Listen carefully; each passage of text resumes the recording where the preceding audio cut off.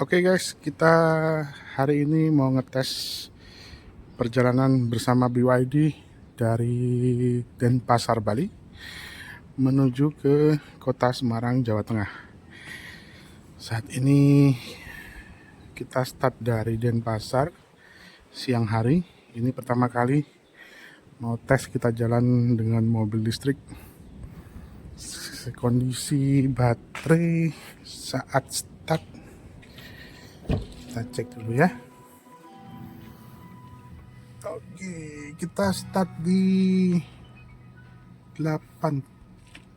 88%. Nah, kita nanti sambil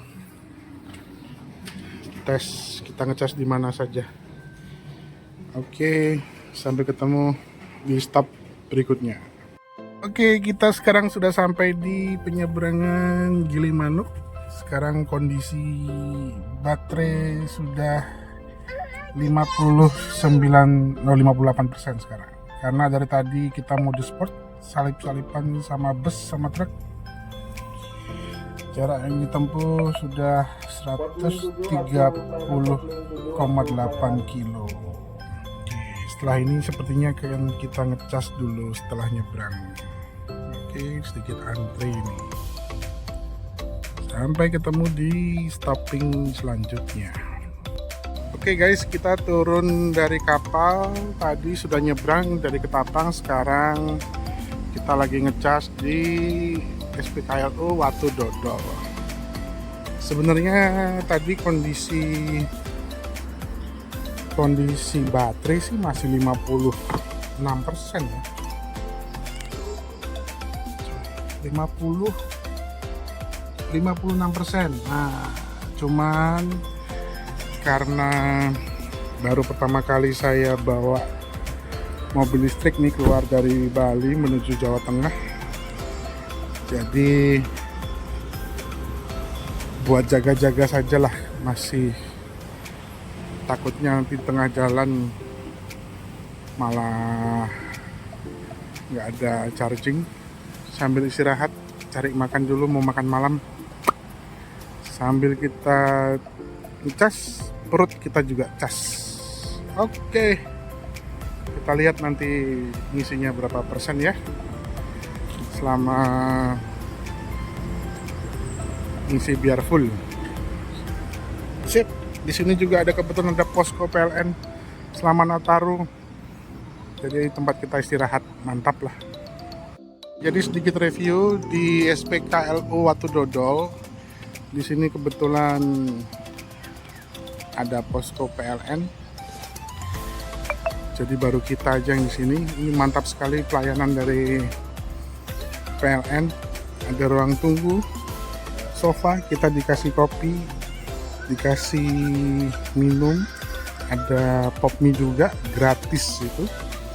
Kemudian ada nonton YouTube bisa, dan ini buat rebahan. Nah, anak-anak, dan ini full AC guys. Ini dingin sekali. Nah, si kecil senang banget gitu. Ini dingin buat rebahan. Mantap PLN. Kebetulan di sini yang Watu Dodol kita pakai SPKLU dari Pihong ya. Pihong. Nah, 30 kW fast charging. Mantap. Halo guys, selamat pagi dari Situbondo. Jadi kita melanjutkan perjalanan lagi pagi hari ini setelah semalam kita overnight karena sudah terlalu malam. Dan kondisi baterai saat ini terakhir kita sudah menempuh jarak 228,1 kilo dari Denpasar, dan charging terakhir semalam di Watu Dodol di 99% terakhir. Kemudian saat ini sudah sisa 79% lagi.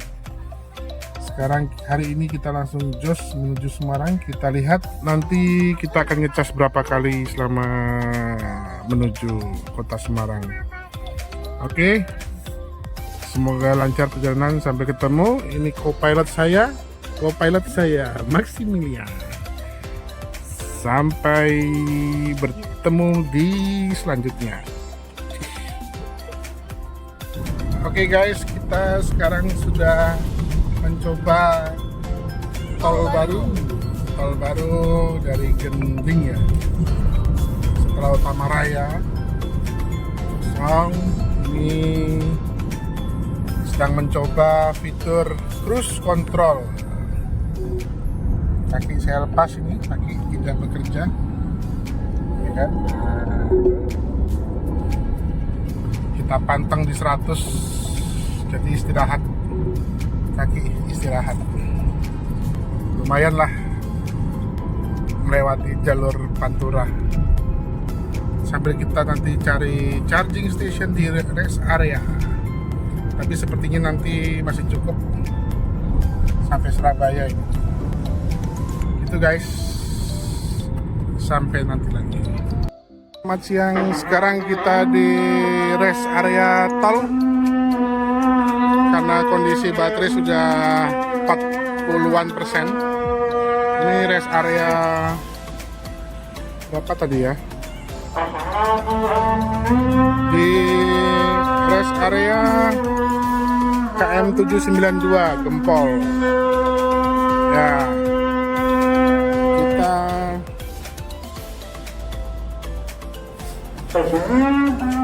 Kondisi baterai sudah 39%, jadi sambil istirahat, waktunya makan siang, kita biarkan mobilnya juga isi perut dulu, sehingga tidak ada waktu yang terbuang percuma. Oke, mari kita coba di rest area.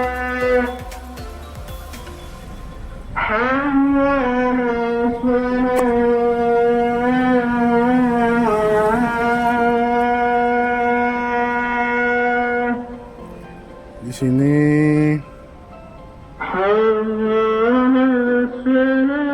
1 jam lagi estimasi kita selesai, cukuplah buat istirahat. Oke, sampai ketemu.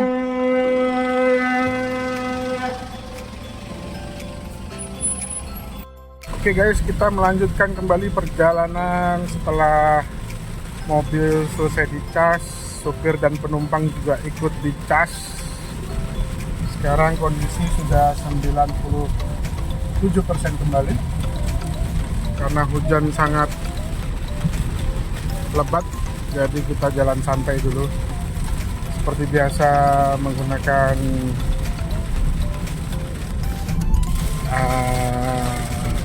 kita nikmati dulu. Semoga cuaca segera reda. Oke, sampai ketemu di pemberhentian berikutnya. Oke guys, kita sekarang ada di rest area KM 575. Perjalanan tadi di charging terakhir. Kondisi baterai sudah tinggal 26% kalau nggak salah. Sekarang kita ngecas lagi. Ya, kondisi baterai 26%. Kita coba fullkan, jadi masih ada 63 menit lagi. Kita menunggu sambil istirahat. Ya, kembali lagi ada pilihan banyak. Sambil mobil dicas, penumpang dan sopir juga dicas. Oke, sampai ketemu. Oke guys, saya lupa bikin video penutup saat tiba di Semarang. Jadi ini video charging perjalanan kami menuju Surabaya, dari Semarang Surabaya, tapi ini juga sebagai penutup video perjalanan dari Denpasar menuju kota Semarang.